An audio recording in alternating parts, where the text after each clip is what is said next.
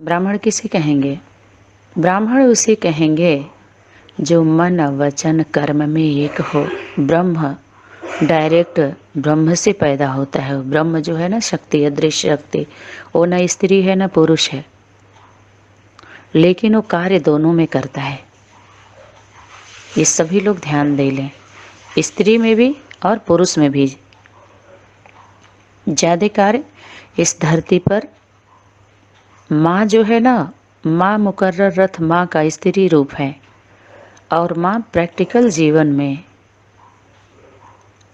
इस कर्म के प्रक्रिया से जुड़ी हुई हो। जैसे अभी वर्तमान समय में कोई कन्या है,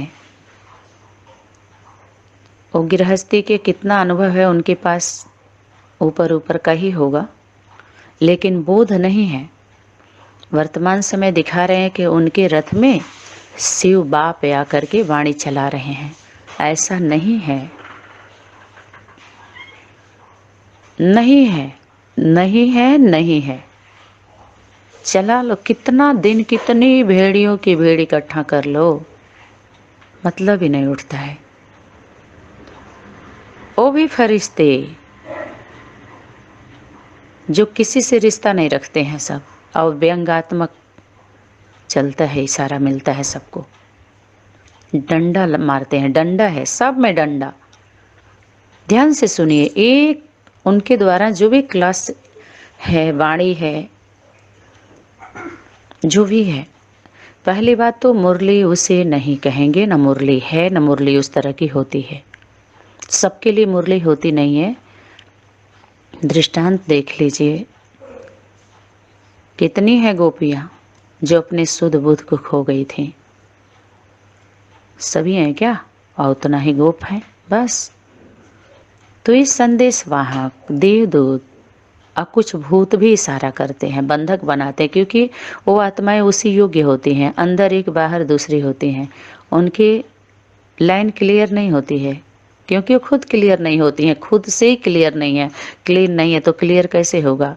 खुद से प्लेन बुद्धि नहीं है तो प्लेन कैसे उतरेगा? जो इस सृष्टि का, प्रकृति माँ का जो नियम है, सिस्टम है, विधान है, जो बनाया गया है, उससे अलग हट करके अगर कोई भी ज्ञान है तो विज्ञान है, कोई भी बात है, कोई भी धारणा है तो विज्ञान है। अर्थात प्रकृति से सामना किया जा रहा है अध्यात्म के नाम पर। वो क्या होता है? पतन। वो यात्रा ज़्यादा दिन तक नहीं होती है। हमारा ऐसी ऐसी आत्माओं से निवेदन है, प्रार्थना है, विनम्र निवेदन है कि इस यात्रा को बंद कर दें प्लीज, नहीं तो हंसी के पात्र बनेंगे। सहयोग करने वाले भी और इस तरह के सेवा करने वाले भी। बात वारिस और माइक की थी। आगे चल करके बाप दादा किसी भी व्यक्त तन द्वारा प्रत्यक्ष हो ही जाएंगे। अव्यक्त पार्ट का इशारा नहीं था, ये तो अव्यक्त हो गया, फिर अव्यक्त। ये सांस सांस खाए खाए की बाड़ी क्यों? अब तो व्यक्त होना चाहिए ना, व्यक्ति के द्वारा व्यक्त होना चाहिए ना, प्रैक्टिकल होना चाहिए ना, खुल्लम खुल्ला पालना होनी चाहिए ना। अरे बाप तो बाप ही है, प्रत्यक्ष बाप का स्वरूप नहीं होना चाहिए। अरे वो तो इन असुरों के लिए धर्मराज माँ के स्वरूप के द्वारा सबका खाल उधेड़ता है।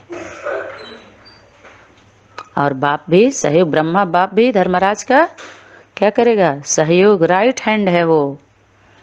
दाहिने भुजा असुर संहारे, असुरों का संहार करने वाले शिव शक्ति। तो प्रकृति का जो नियम है, प्रसव पीड़ा से जब तक कोई भी स्त्री कन्या एक बच्चे को जन्म नहीं दी है, तब तक वो कभी भी माँ की पालना नहीं कर सकती, कभी भी। ये दो पार्ट क्यों बनाए गए? एक स्त्री का स्त्रीलिंग, एक पुल्लिंग पुरुष का लिंग। दो लिंग है ना। माँ के गर्भ में बच्चा पलता है, वही जानती है ना। अनुभवी रथ लेगा ना।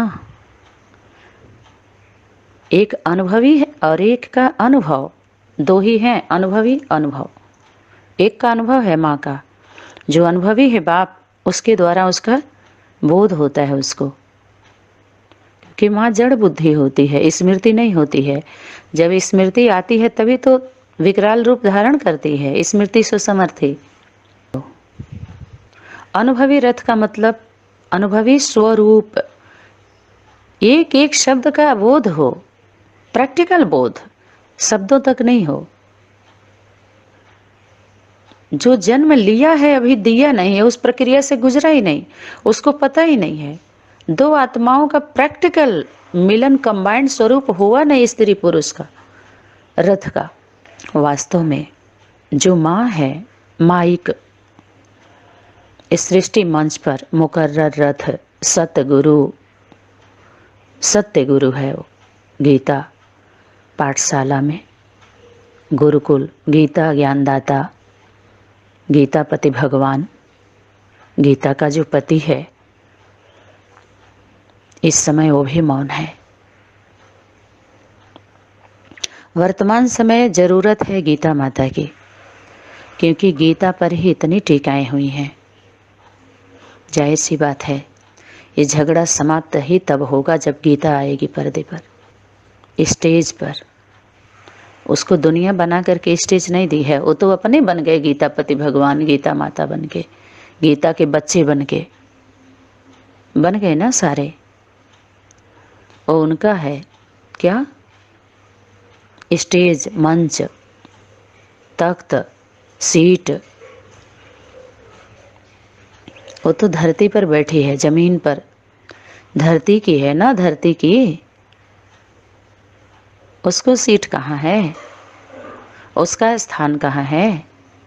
उसका तो सिर्फ नाम लिया जा रहा है, काम तो अपना अपना कर रहे हैं सभी लोग। उसका कहाँ सोना जा रहा है? असल भारत माता, पर्सनालिटी, स्वरूप, उसको जब तक सम्मान नहीं मिलेगा। सम्मान का मतलब क्या होता है?